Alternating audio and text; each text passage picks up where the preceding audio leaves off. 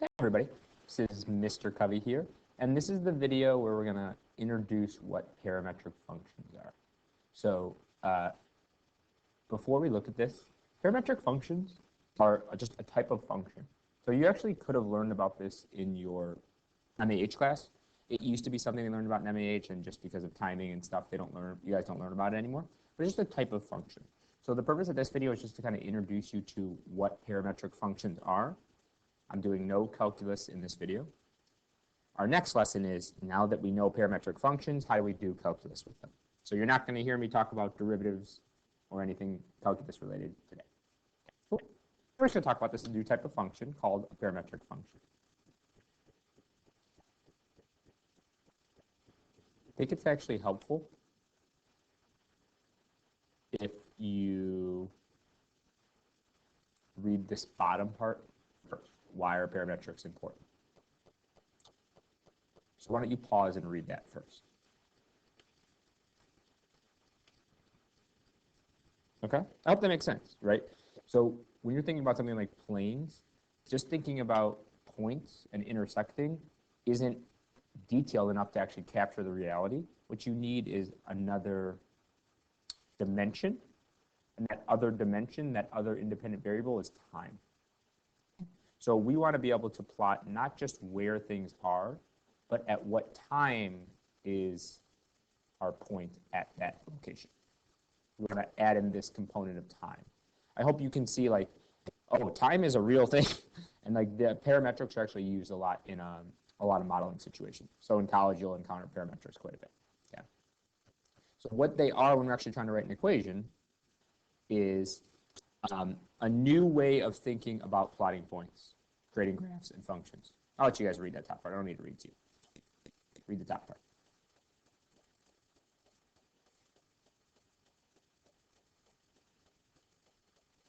So just remember that normal coordinates are called Cartesian coordinates or rectangular coordinates. That is the normal function stuff. We are doing something new. Parametric functions have x and y both as dependent variables. So this is kind of weird. That means they are both outputs. They're both dependent on a different input. They are both dependent on time. It's not always time, but we usually call it t, and it's usually time. Sometimes it's an angle, sometimes it's a theta, but for our purposes today, we'll think about it as t time. So your input is time, and your output is a location. Okay? You stick in a t, and you actually get out two things. You get out a point. You get out an x and a y. So you stick in a t, you get out an x and a y. Okay?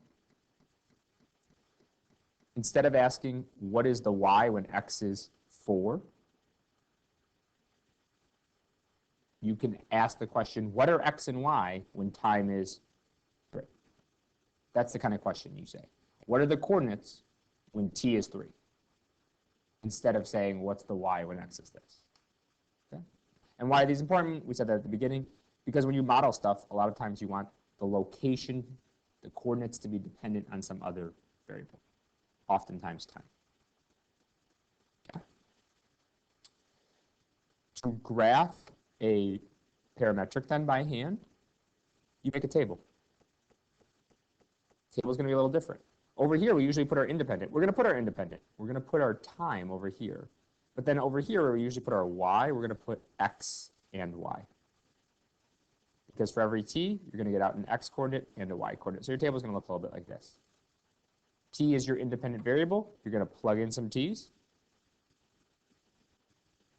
And you're going to get out some x's and y's.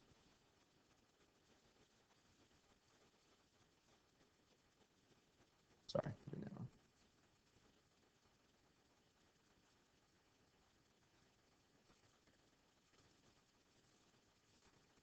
Do-do-do. 1 minus square root of 0 is 1. 1 minus square root of 1 is 0. 1 minus root 2, I'll just leave it like that. 1 minus root 3, 1 minus root 4. Root 4 is 2. 1 minus 2 is negative 1. I'm going to plot these points, right? I still plot the points the same way. Okay, so negative 2, 1. Negative 1, 0. 0, 1 minus root 2. Root 2 is 1.4, so I'm like right there-ish. 1, excuse me, 1, I'm right there, and then 2, I'm at negative 1. Okay, so those are my points. I want you to notice that when you're given a parametric, you're given two different equations, because they have to give you an equation to find the x and an equation to find the y. And if you look at those equations, they don't tell you what the graph looks like. So it's not like, oh, the x is a linear and the y is square root, so the graph's going to look like blank. It's actually really hard to figure out what it looks like. So parametric functions, you know, whatever the x function and the y function are, doesn't really tell you what the overall shape is going to be. Okay? So in this case, I'm not really sure what it looks like, but I did plot those points, and it appears that they're going to continue going that way, and so I'm going to put a little arrow. Usually, if you have a restriction on t, a lot of times we only plug in t's that are greater than or equal to 0. That's not always the case, but a lot of times, especially when it's referring to time, you only use t's greater than or equal to 0. In this case, because of this definition, I couldn't use negative t's. So that's why I didn't plug in any negative t's. One other thing when you're graphing parametrics, they have a direction. They actually go in a direction, okay? And that's because you plot the points in this order. And so when someone looks at this graph, you want to make sure that they know that you plotted the points in that order. And so you put little arrows on the graph to let them know that's the direction of the graph. So since we've added in this next component of time, these graphs now have direction, which is cool. We've added on something to our graph. If you look at that graph should look familiar to you. It looks kind of like a reflected square root graph a little bit. So we can see if that's true by actually taking this parametric and making it back into normal coordinates. So you have these two different systems now. We have parametric functions and regular functions, Cartesian functions, rectangular functions, normal functions. And we can flip them back and forth just by doing a little bit of algebra. So this is our parametric. We are going to do something called eliminating the parameter to get it back into Cartesian. So if I want it in Cartesian, remember I want it y equals a function of x. So what I really want to do is get rid of the t's. The way we're going to do that is just a little bit of algebra. Okay, watch. I'm going to add the 2 over.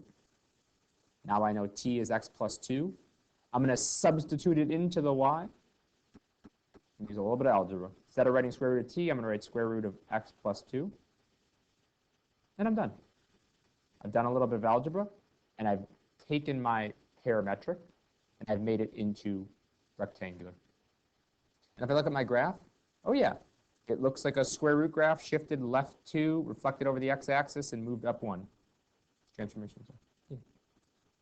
The only thing extra it has is a direction. Cool. Okay, let's slide forward. I'm going to do the same thing here. They're giving me a parametric function. It's parametric because it's x and y dependent on a third variable, t. X is a trig function. Y is a trig function. The resulting graph might be a trig function. It might be something completely different. I don't know.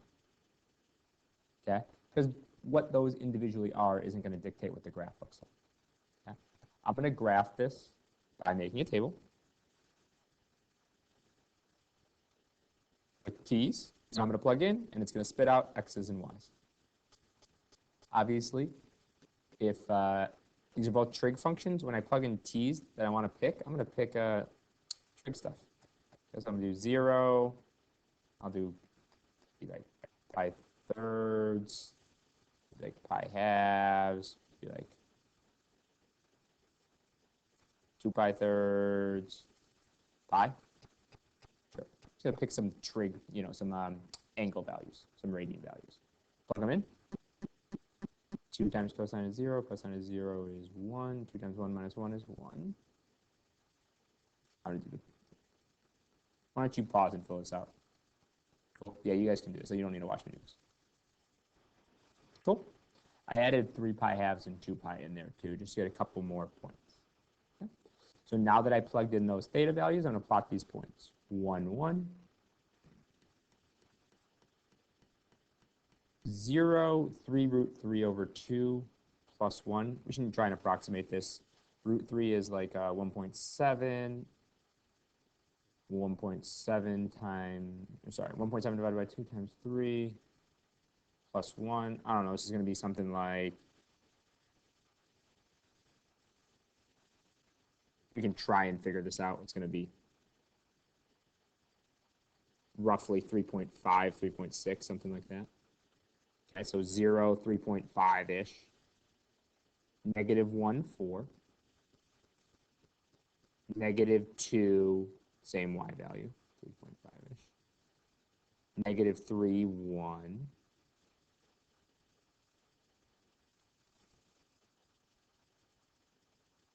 Okay. Sorry, I plotted that 1, 1 point wrong. That's 1, 1. Cool. Negative 1, negative 2. And then 1, 1 again.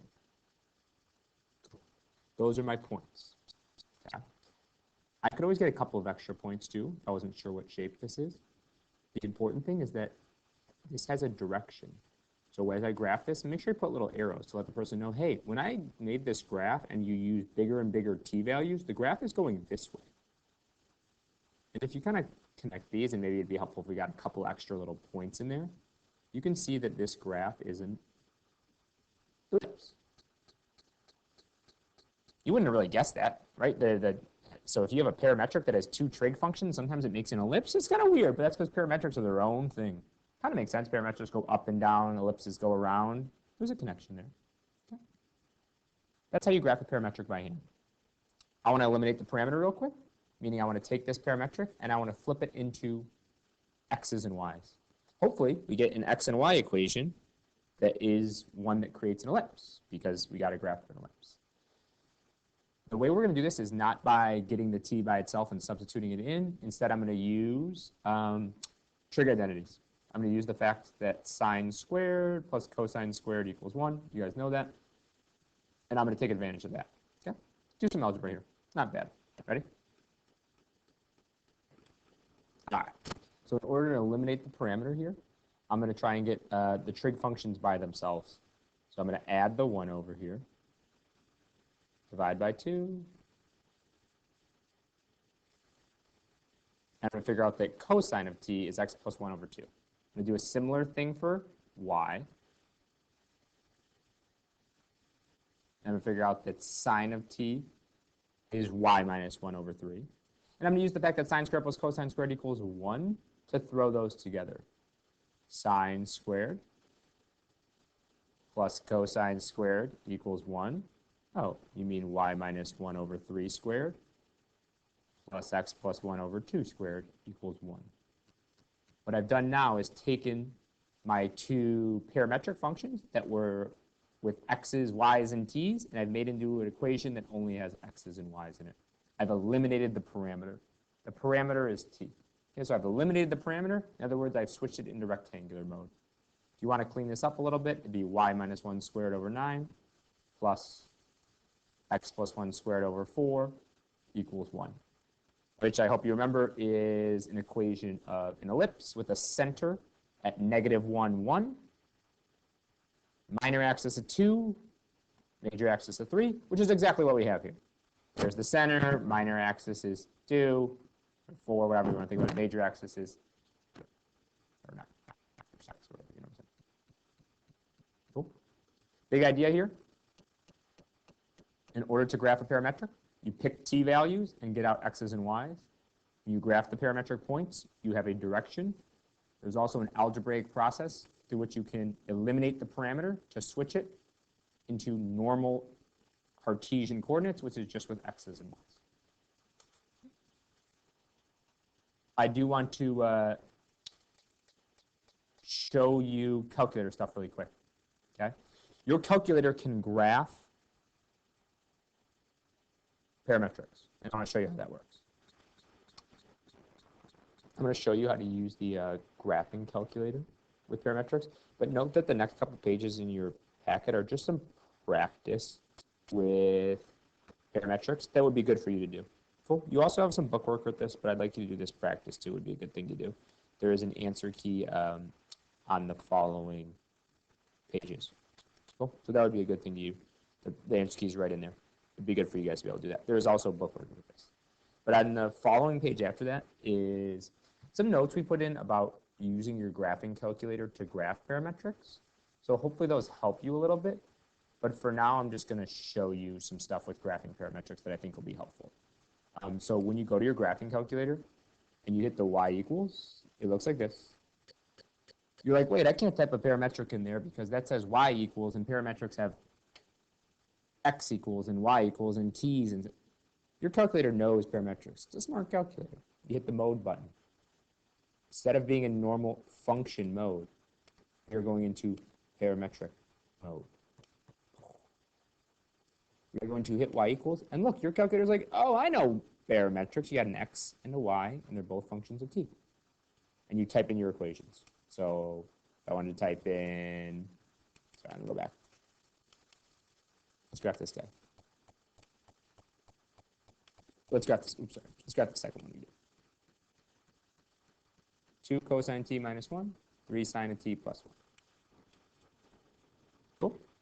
Notice that when you hit the variable button, it just types in t instead of x because it knows the independent variable is t. You click those, you hit graph.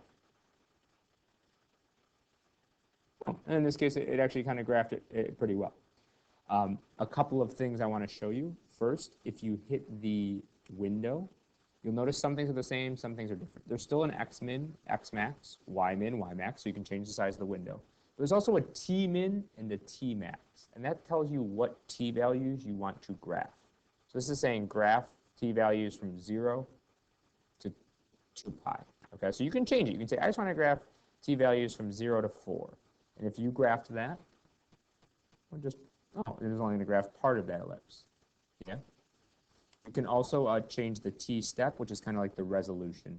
A smaller number will graph more points. It'll be a higher resolution. A bigger number will graph less points and be lower resolution. Okay. The other thing I want to show you is on the graph itself, the all-important thing that you always use your graphing calculator is that second trace, this button. You'll notice this has different things than normal. It has value, which lets you calculate a value. So you can click value. You can type in, hey, what's the coordinates when t is 2? It'll pop it up. Boom. When t is 2, you're at negative 1.8 and 3.7. Okay. The other thing your calculator can do is 3 different derivatives. We haven't talked about derivatives with parametrics, but of course this is calculus, so we're going to talk about derivatives. You can calculate dy dx, dy dt, and dx dt. I'm not going to tell you what those are right now. That's for next lesson. But your calculator can do 3 different derivatives of parametrics, which is cool. Okay. All right, that's all I really wanted to mention about parametrics. Next lesson, we're going to dive in with some calculus with parametrics, doing some derivatives, seeing what they mean. Cool. Thanks for watching. That concludes this video.